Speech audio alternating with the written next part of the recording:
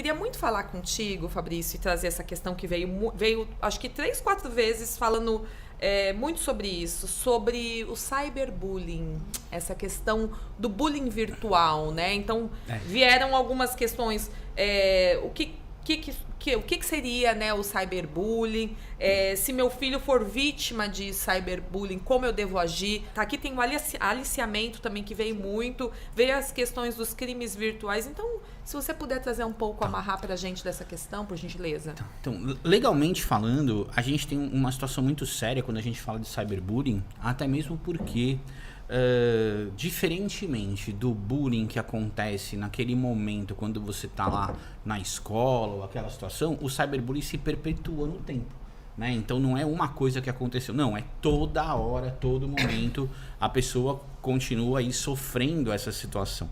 O que a gente acredita que psicologicamente seja muito pior do que efetivamente aquele que acontece na escola. Não que tenha uma diferença em relação a isso, mas a forma. A forma da exposição, isso. A exposição. Ela toma um ambiente muito maior, né? E o problema também grande é que caiu na internet e a situação, né, se multiplica de uma situação muito grande.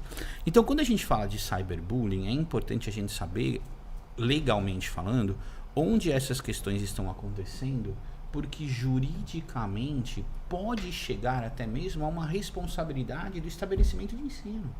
A própria escola pode responder por isso. Se a escola, na verdade, não tem um programa em que ela consiga trazer essa forma de educar os seus alunos ou essa situação, isso pode se refletir na escola. Porque muitas vezes as coisas acabam acontecendo dentro do âmbito escolar e aí ultrapassam para a internet. Exato. Né? A gente vê pessoas, por exemplo, que acabaram sendo coagidas por conta de um celular no banheiro interno de dentro da escola. Uau. Né? A gente tem casos no escritório de pessoas que sofreram o cyberbullying simplesmente porque estavam comendo alguma coisa e alguém estava filmando. Aí a pessoa mordeu o sanduíche, a menina, e caiu queijo, molho, sei lá, na blusa. Ela pegou e foi passar alguma coisa com água. Só que ela, na verdade, quando fez de colocar essa coisa com água, o sutiã dela tinha florzinha e tal, não sei o que, e aí apareceu o sutiã. E aí nisso tiraram uma foto. E aí começou toda essa situação. Isso foi reportado, inclusive, para a escola do que tinha acontecido. Mas a escola tratou como se numa situação, caiu aqui o molho, ninguém vai discutir nada, deixa isso para lá e tal. Só que essa foto ganhou proporções gigantescas. E aí a situação começou a ficar mais complicada. Então o cyberbullying ele pode gerar, né, não somente as questões dos atos infracionais, né? Lembrando que criança e adolescente não comete crime, né? Comete ato infracional. Então, dos atos infracionais que podem levar a essa situação aí efetivamente a serem analisados pelo Poder Judiciário, quanto às indenizações por danos morais, que acabam sendo o grande medo daqueles que infelizmente não tomam conta, né, dessa situação. E quando a gente fala dano moral, a gente não está falando só do pai que não tomou conta do filho, ou coisa nesse sentido, mas por toda essa questão responsável, que vai da escola, que vai tudo isso. Por exemplo, muitas vezes a escola tem acesso à internet, não é? E eu uso a internet da escola para poder fazer essa situação. Cadê o controle? Não teve. Então a partir daí a gente começa com esses problemas todos. Entendeu? Muito profundo. E aí a situação gera. Isso a gente está falando do cyberbullying comum. Exato. Mas daí pra frente a gente pode estar falando de crimes mais graves, como a questão do estupro virtual. Isso. Né? Essa que acaba acontecendo. A questão do estupro virtual, a questão das exigências da extorsão que são feitas, da sextortion, né, que a gente fala. Tudo isso mesmo começa a acontecer. E é aí que começam todos os problemas. Criminalmente, né? como que a gente... Uma vez detectado essa situação, a primeira coisa importante a ser feita, além de ter um acompanhamento profissional específico, né, porque a gente sabe que o psicológico fica muito abalado, mas essa questão criminal é importante que você denuncie. Como denunciar?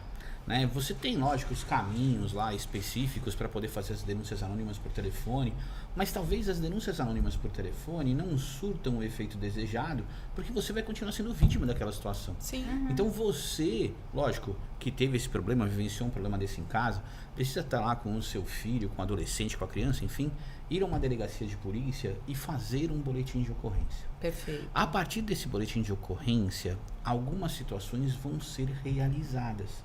Algumas diligências vão ser tomadas pela polícia.